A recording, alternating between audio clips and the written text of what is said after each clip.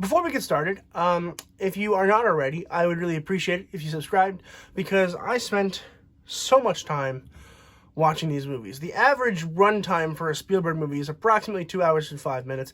If you multiply that by the 33 movies I watched, 3 consecutive days is how long that this would have taken to watch every single one of them. Instead, I spread it out. Every Monday I watched a new one. You can check out all those reviews on this channel, and to help you find the channel more often, hit the subscribe button. Thanks. But today we're going to be talking about every single Steven Spielberg movie ever made, ever. And I have a bunch of Blu-rays as well in 4Ks I'll show off as we go through it, because I'm a collector and I'm really interested in that kind of thing, and I know that some of you guys are as well. So I will discuss them as we go through it. So, as with every other ranked video that I do, we're going to start from the bottom. All right, we're going to start from the bottom, work our way to the top. There are 33 movies that Spielberg has directed in his lifetime so far. And the worst one, in my opinion, at number 33, is 1941. This movie desperately wanted to be a musical and just wasn't. And it's slapstick comedy at its worst. Spielberg, I love you. You're not a very good director when it comes to comedy. And I think that might have to do with the writing being bad too. It's not good. It's definitely the worst film in the list by like a pretty wide margin too. Like, this is the only one that I think that I wouldn't watch again for sure. Number 32 is Munich. Munich is boring as hell. That's like my number one big complaint with this film, is it is just dry. It is like eating like toast that's been sitting on the counter for 3 days and dusted with cinnamon sugar. Like, it's dry, it's boring. Eric Bana does nothing to help. It's just overall meh. Number 34 is the Sugarland Express. I'm going to be showing these off. It's actually a giant collection book of Blu-rays with Steven Spielberg's directing stuff on it. So it's pretty cool. It comes with a book as well. It's pretty awesome, and a little gigantic slipcover. This is on Amazon. I don't know if it's sold out, but it was limited edition. I would check it out if you're interested. It has all the essentials that you need from Spielberg on here for sure. Let's see. The Sugarland Express. I don't really remember a whole lot about it. I just remember like not really caring for it. I think it's a cool story, but it's not told very well. That's my main issue with this one, I think. And I don't know, the performances were all kind of mediocre in my opinion, which is really frustrating because I think it was like Goldie Hawn. Like, I would normally love that, and I just didn't. I don't know. I was looking forward to it, so maybe that was my problem. It's just I was hoping it was good, and then it just kind of wasn't. In number 30, we have Spielberg's first ever film, Duel. Now, Duel is basically a car that's driving on a road, and a truck is following him, trying to, like, kill him, or so he thinks. And it is, I will say, directed very well. You can feel the suspense, the tension, the entire movie. The problem is that the movie's really long. It's like an hour and a half of just driving, and I get it. Okay, I understand he's flexing his muscles, and he's like, look at what I can do. I can show tension. I'm like, yeah, but if you show tension the whole time, it kind of defeats the purpose. And that's where I got with Duel. But then when we get to Jaws, I mean, he shows it in a good way. He's like, listen, I took what I did in Duel, and I minimized it, and I surrounded it by actually cool characters. That way you cared about them. So that was really smart. But this one, as cool as it is to see the technological achievement that is his directing, it just had no purpose. In 29, I have War of the Worlds. This one really upset me because I was looking forward to it. I love Tom Cruise. I love the whole story behind War of the Worlds and the live broadcast radio show. And then it just kind of sucked. The movie is just not good. The ending is dumb as hell. The aliens, I don't even want to talk about it. They make me upset. At number 28, I have The Adventures of Tintin. This one I'm sure is better if you were a child. Like, I'm sure of it, because it's the animation's good, the story is palatable, but as a 21-year-old, I just don't seem to care, and that's fair. I think it's reasonable to understand that. So if you're a kid and you're watching this and you're like, wait, that movie's great, I get you, I understand. It's just not for me. In number 27, I have The Lost World, Jurassic Park, which is probably the worst title for a film I've ever heard. Who puts the freaking, like, the prefix after the actual noun? Whatever. It's dumb. The movie is lackluster. It's boring. It's dry. It took everything I didn't like from Jurassic Park and just, like, didn't take any of the good parts from Jurassic Park. Definitely not one that I will rewatch. At 26, I have Always. I forgot that I also do have 1941 in here.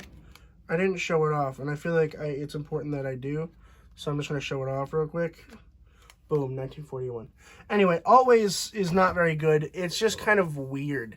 Like, I'd just rather watch Ghost, you know what I mean? Like, it's very similar. It's close enough to Ghost where I could just watch Ghost. And so that's what I would like to do instead of ever watching Always. 25 is the BFG. Not a bad film per se, just one that just didn't quite hit it for me. Roald Dahl adaptations you have to be very careful when you're doing them. And I think this one is probably the most faithful adaptation we'll get because it is very much close to the book. The problem is that the book is kind of crazy. Like, you have to change some things in order to make a movie make sense from Roald Dahl. It's not going to work direct from book to film. It never has, and it probably never will. You have to take some liberties with the adaptation there, and he didn't. He was like, this is straight from the book. I'm like, yeah, but that's the problem. So, oops. At number 24, I have Indiana Jones and the Kingdom of the Crystal Skull. This movie sucks, dude. And it's actually not that bad. If you hear construction, it's because there's construction going on. I apologize. It's actually not as bad as I think it actually is. It's just way more of a disappointment than I was hoping. Because I love the Last Crusade. I love it. I love it so much. And then this one was immediately following it. Like, it was like literally the next week I was watching it. And it's just such a disappointment, and that's why it's pretty low on this list. At 23, I have AI, Artificial Intelligence. It's just a lackluster movie, and I think it was just Steven Spielberg trying to dip his toes into some sci-fi. And I get it. It's just boring, and it's long. It's really long. At number 22, I have Hook. Hook confused me, because when I was younger, this was the shit. I loved watching this when I was younger, and I'm kind of shocked that it was bad, and it's really, really not as good as I thought it was. So that's partially, at least, on me. Number 21 is Jurassic Park. I know it's low. I apologize.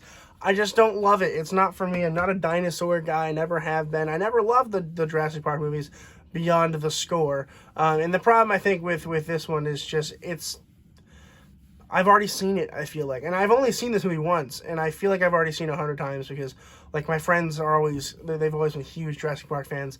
So it kind of dragged down the novelty for me. But if you love this film, I totally get it, and I understand.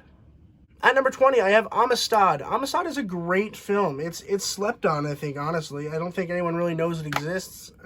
It's a really good film, and if you haven't seen it, I recommend you do. The fact that I'm saying this is a really good film is really good, because we still have 13 to go, and this one's really good. So they're all really good from here, and that's absolutely crazy. So, we still have 20 to go. Sorry, 19. I'm an idiot at math. We have 19 to go, and they're all good. So, I mean, that's exciting. At number 19, we have The Post. The Post is fine. It's not great. It's just kind of, like, for me, I just don't care about it because I'm a media major, and I've heard the story 100 times. If you're not a media major, you probably barely know the story. Definitely check it out if you're interested in that kind of thing. It's not for me, for sure. Number 18 is Ready Player One. I watched this one last year for the channel, and I like it a lot. I think I like it more than most people, I think. I had so much fun watching it, and I was watching it at a time in my life where, like, everything kind of sucked. So it definitely helped a little bit, and I hate to say that I like it, like, quite a bit, and that's why it's you know, kind of in the middle. So number 17 is Raiders of the Lost Ark.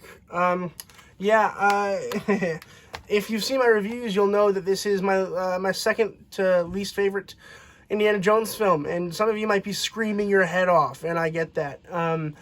For me, the musical score was just used too many times in times of slow action movements, and that kind of lowered the value of the score for me, which is a big part of this film.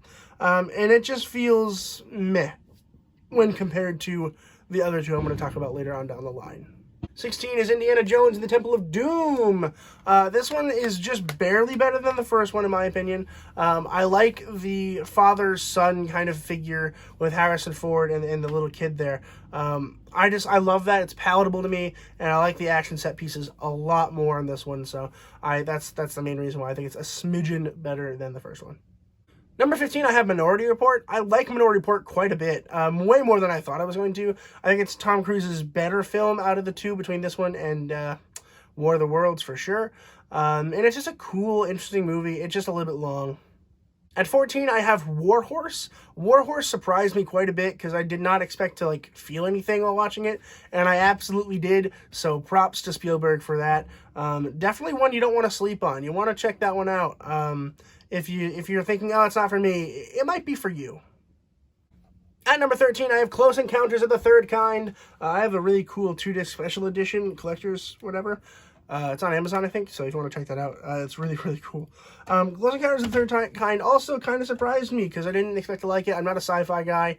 It's just a fun movie. It is a little weird. The plot's a little dumb, but it's dumb fun, and I liked it. Number 12 is The Color Purple. This is really the first, I think this came out before Schindler's List, I could be wrong, but it definitely has a feeling of deep care. And that's something that you get from Spielberg whenever he does anything that he, is deep down in history that he cares about.